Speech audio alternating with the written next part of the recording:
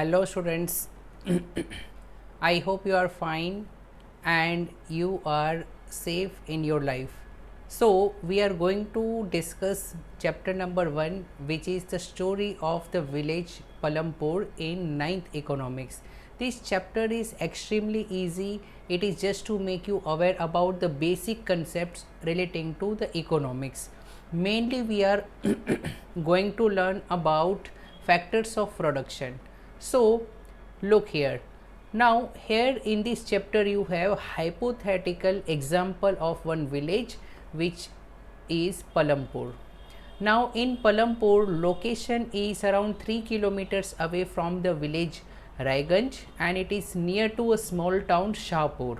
Total area is 276 hectares and there are around 450 families. It's a small village where 450 families are living, and education infrastructure wise there are 2 primary schools and 1 high school. And about medical facility, they have 1 primary health center by the government and 1 private dispensary. It is well connected with the markets, nearby towns and villages are connected with Palampur. Electricity is available with the houses throughout the 24 hours, and it has also well developed system of communication. So, we can say that roughly it is a modern village. Now, before we start this topic, let us go through the human activities. Basically, human activities can be divided into 2 types. Economic activity, those which are done for money, and non-economic activity. For example, housewife. Housewife is also working, but she is voluntarily doing work for the benefit of family. So, there is no reward involved. So, that is non-economic activity. Okay, so generally people are involved in economic activity, and there are 3 types of economic activity which is possible. Business, many persons do the business. Then employment means job, doing a job as an employee. And third is profession. Profession means being a professional. Doctor, lawyer, chartered accountants, all these persons provide professional service. They have professional qualification and they practice in their area. Okay, so it is called profession. Doctor, lawyer, CA are in profession. Teacher is also in profession. Now, business can be further divided into the industry and the commerce. Basically, there are 3 types of industry. Primary industry, which uses natural resources. For example, agriculture is a primary industry because natural resources are being used. Sunlight, soil, all these things are used for producing the crops. So, agriculture is primary. Then we have secondary activity, secondary industry. Now, secondary activities refers to conversion in factories from primary sources to the finished goods. For example, let's say cotton is produced in a farm. Now, this cotton is converted into thread in factories. So, these factories are basically secondary industry, or it is called factories. So, in secondary industry, we have factories involved which convert natural raw materials into the artificial or man-made goods. Then third type is tertiary. It is also called service sector.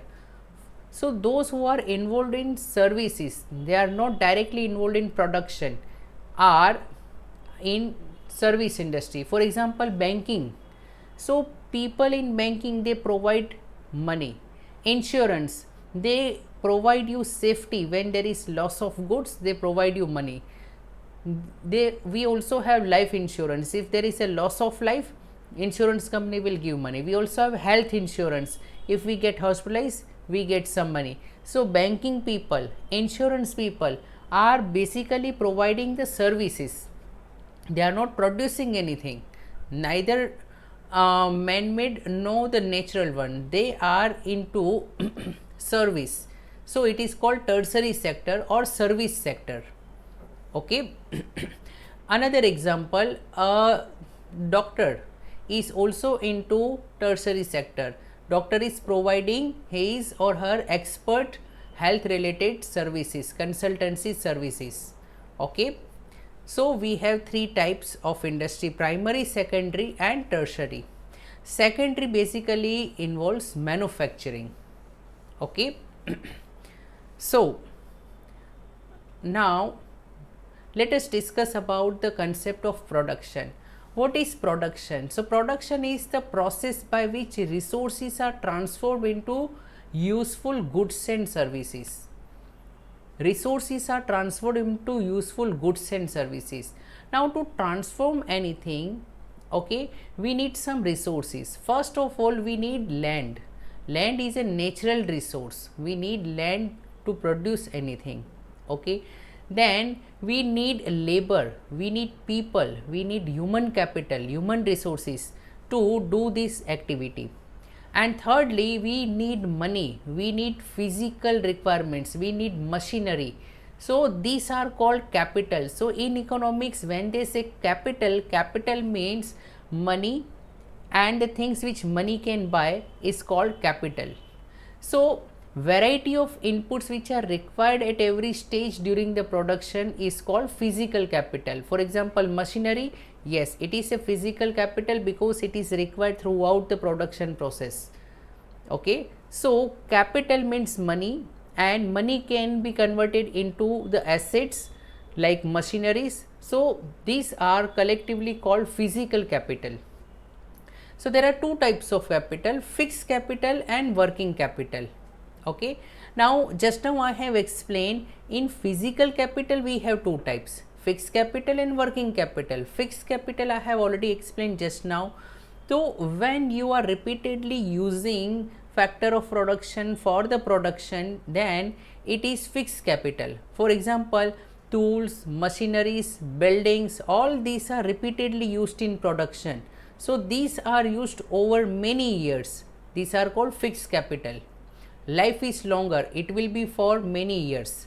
For example, if I buy furniture in my office, so I will be using furniture for many years. So furniture is my fixed capital.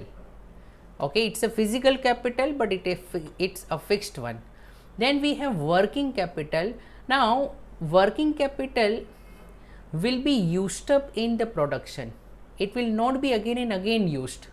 For example, to produce anything I require some raw materials.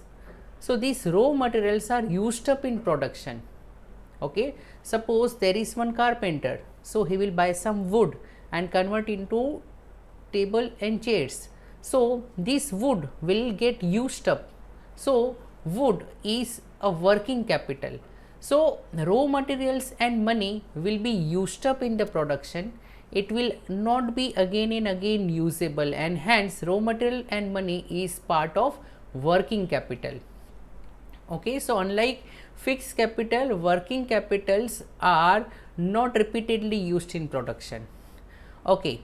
So human needs are of varying nature, and we need to create goods and services to satisfy the human wants. So human beings either require goods.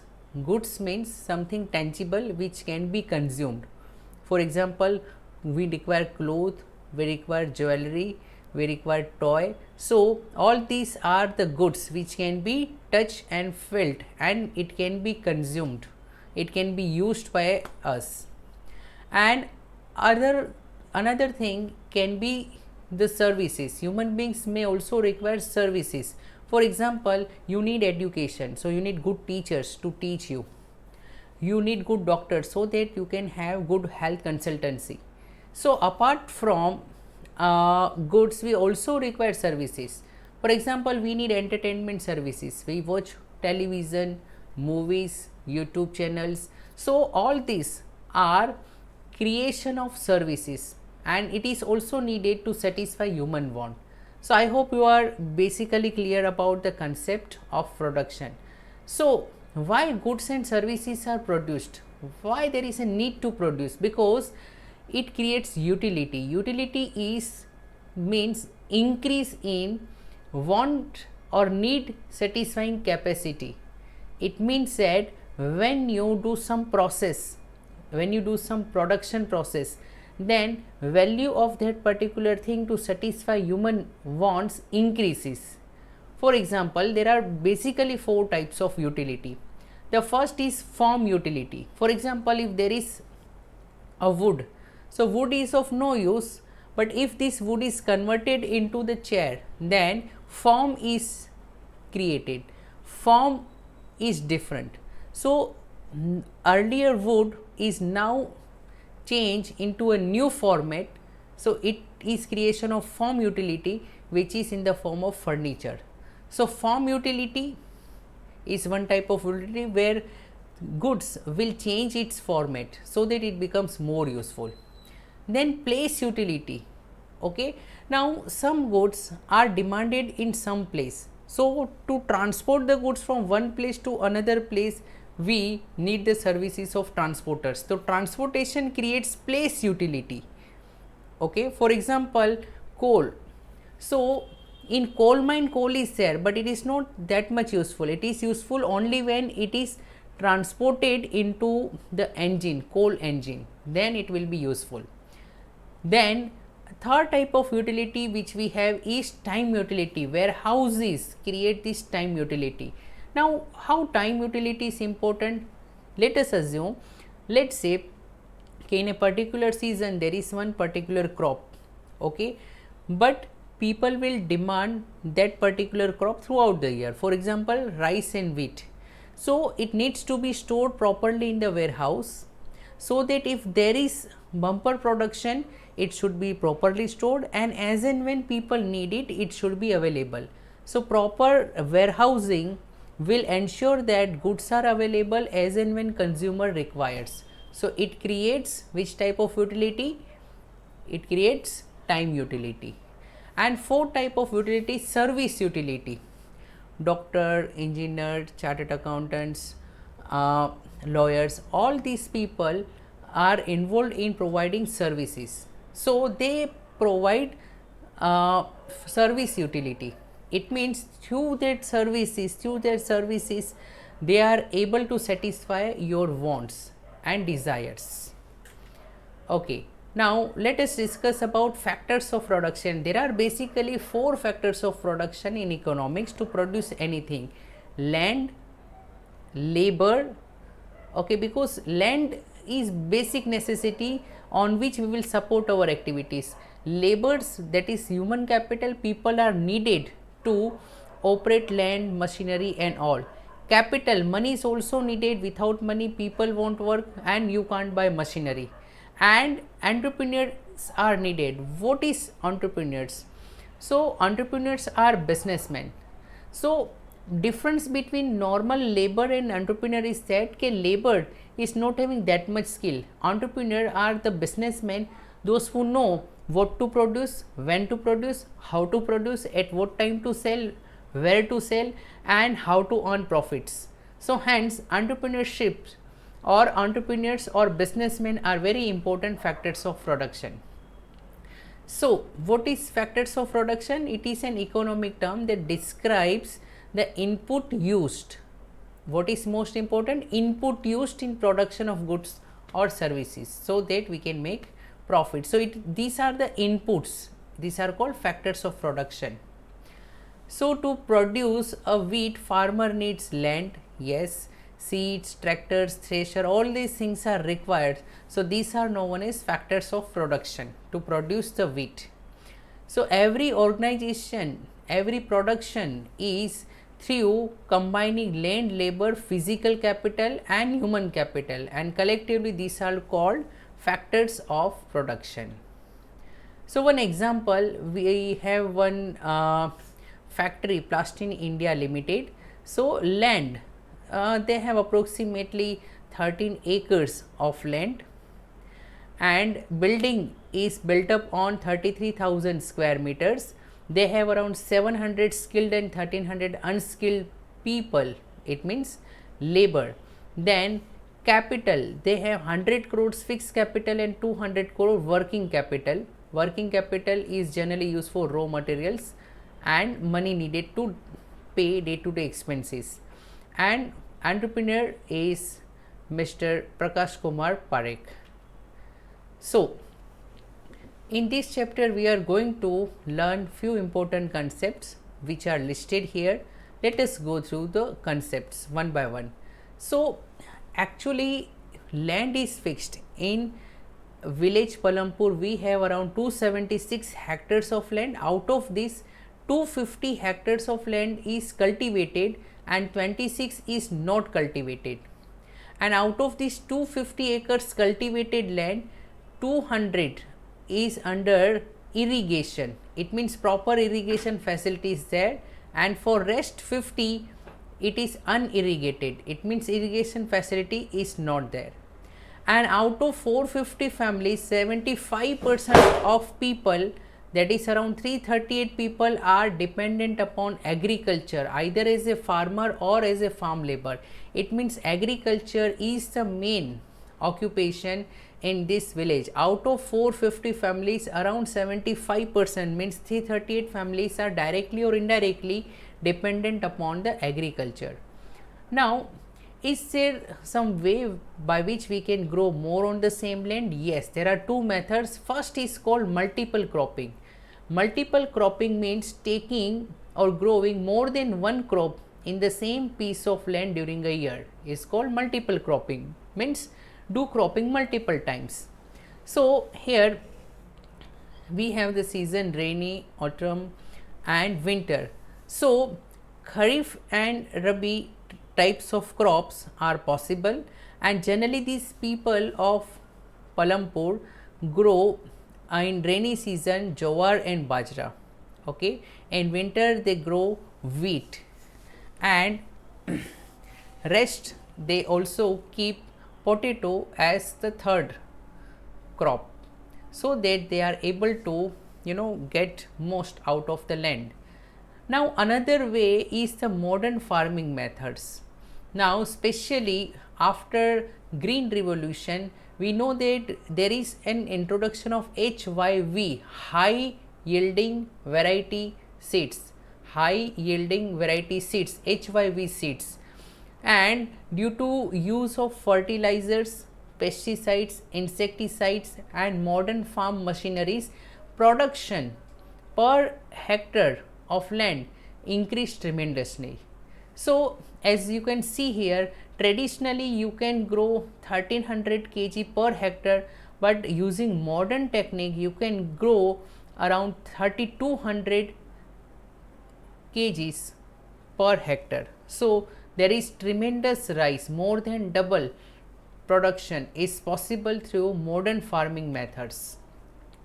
Now, another question is that will the land sustain if you use insecticides, pesticides and high yielding variety seeds and all, where you require more water? So, obviously each and everything has plus side as well as the minus side. So, here land is a natural resource, it cannot be extended because we cannot increase its supply. There are some drawbacks of modern farming methods. Which are these drawbacks? The first is loss of fertility due to increased use of chemical fertilizers. So, insecticides and pesticides will be harmful for fertility of the land in few years down the line. Then continuous use of groundwater for irrigation has reduced the groundwater level. Now, we know that especially in some crops like rice, we require too much of water, and hence due to this groundwater level will come down. Then sometimes farmers are not educated enough to handle the machineries, so there are chances of mishandling the machineries.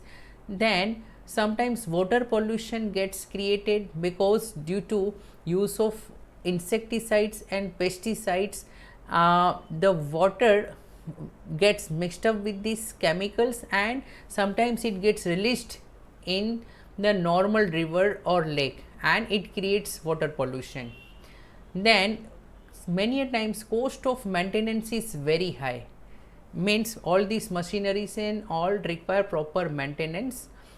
So hence there are some disadvantages also attached to the modern farming methods. So, how land is distributed between the farmers of Palanpur? Now, here we can see that 2 hectares or more area of land means those who are rich. 2 hectare comes to approximately 5 acres or more. So, these big land holdings are with large and medium farmers, those who belong to the upper class, and there are around 80 families. Okay. So, out of 450 families, 80 families are having good amount of land with them. Then another 220 families are having farm of less than 2 hectare, means less than 5 acres they are having, and these are small farmers belonging to the middle class. But there are many poors also, because 150 families are like that, those who do not have any land for cultivation, they work as labor or in some other work for their livelihood. So, this belong to the lower section. So, who will provide the labor? So, for large and medium size farmers, what they do, they have money, so they hire the farm laborers from lower class. So, lower class जिनके पास ज़मीन नहीं है, they work for these large and medium farmers, and these small farmers cultivate their own field because they have smaller farm and they are sufficient in family to take care of their requirements. Now, the capital needed in farming also money is needed. So, these rich, large and medium farmers have their own savings. So, they are not supposed to borrow from anyone, but these small farmers borrow from large farmers, money lenders and traders. So, many times they get trapped into a debt trap because they pay high interest rate, and they have to because they do not have money. Then sale of surplus farm products. So, these large and medium farmers, those who take the help of poor persons, landless laborers and produce something. So, the extra output, some output they keep themselves for self consumption, and some output they sell in the outside market and earn money. And these small farmers, those who are having less than 2 hectares or less than 5 acres of land, are generally not able to have surplus, because whatever they are producing is barely sufficient for their own family. So, this is the thing. Now, non-farm activities in village Palanpur. In village Palanpur, there are various non-farm activities, and one such good activity where many villagers are involved is the dairy. So, excess milk they are collecting and they are storing in chilling centers, and from that milk is getting exported to nearby villages and towns. Some people are involved in small scale manufacturing also. And what is small scale? Where less than 50 people are involved in manufacturing. It is called SSI, small scale industries, small scale manufacturing. So, one such person is Misri Lal, who is converting sugarcane into the jaggery. Then shopkeepers of the village Palanpur. Now, we know that many villagers, what they do, they buy some goods at a cheaper price from nearby big cities, and they purchase from these big cities. They bring the goods in their own shop and they sell at a higher profit. So, these type of shopkeepers are also there. So, they buy things of daily need from nearby cities and sell in the village at a comparatively higher price. And fourth important activity is the transport. Many rickshaw wala, tange wala, jeep tracker, truck drivers and those who drive bullock cart and bogie, they actually are involved in transportation of goods and people. They also ferry people from one village to other village, and they are able to charge something and make a living out of it. So, it is also emerging. So, transport services are used to transport the goods and people through different modes of transportation available in Palanpur. So I hope you are able to understand the basic idea about the village Palampur. Chapter is very easy. It's a story type. Okay, so you can go through and you will be able to understand. So I wish you a happy learning. Keep on exploring. Okay, bye bye.